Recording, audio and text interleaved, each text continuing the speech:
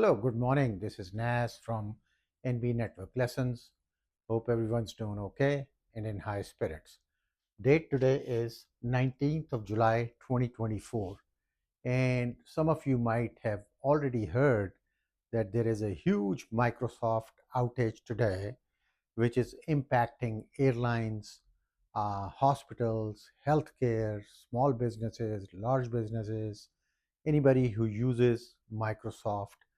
So if you have a flight out today, please make sure and check your phone, call the airline if you can get through, because some of the lines are down too. Hundreds of flights are being canceled. So if you do have a flight today, please make sure that you check before you head to the airport. Having said that, my today's topic of discussion is Calculus 3 directional derivative. What the heck is directional derivative? So far, what I've taught you is take derivative in on with respect to x. I have shown you take derivative with respect to y, and also we've discussed derivative with direction with respect to z. Okay, so you have x, you have z, and then you have y. Okay, that's three-dimensional. Now in this particular case, in calculus 3, when you are in real life, you're asked to find a derivative in any direction, not x, not y, not z, but going this way, find the derivative, find the rate of the change. How would you do that? Because in real life, when you go, that is exactly what you're going to do. Barely or rarely you will use math or calculus to find derivative along x-axis, y-axis, or z-axis. So let's look. So this is basically, I've drawn this for you. You have x-axis, you have y-axis, you have z-axis. And then you see this parabola shape in the red. This line right here, parallel to x, is function of x. And then this line right here, parallel to y, is function of y, rate of change with respect to y. This is rate of change with respect to x. Now you come up and say, okay, well, find me a derivative in this direction right here. Okay, how would you do that? That is the directional derivative, and we call that dA. Okay, this is not in x direction, this is not in y direction, this is not in z direction. This is in the air, like this. So the way you do it is, first thing is that you need a unit vector in desired direction. And I'll explain you what unit vector is. So basically, this dA, directional derivative, okay, is mixture of f of x and f of y, okay? Because anytime you have two forces, going this, you have a force going this way, it's going to have a component in x, component in y, component in z. So keep that in mind. So this dA, what I'm saying right here, is mixture of f of x and f of y. Now, what is unit vector?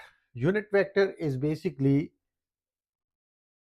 if you sum the x component and the y component vector, it should be 1. That is what unit vector is. So the requirement to find directional derivative is that when you have unit vector based on x component and based on y component, it should be 1. Okay, so this is what I have right here. A is the vector. I say A is the vector right here. This right here, A is the vector. It should be equal to A1 J, not J, A1 I. This is the unit component of unit vector in x direction, x component.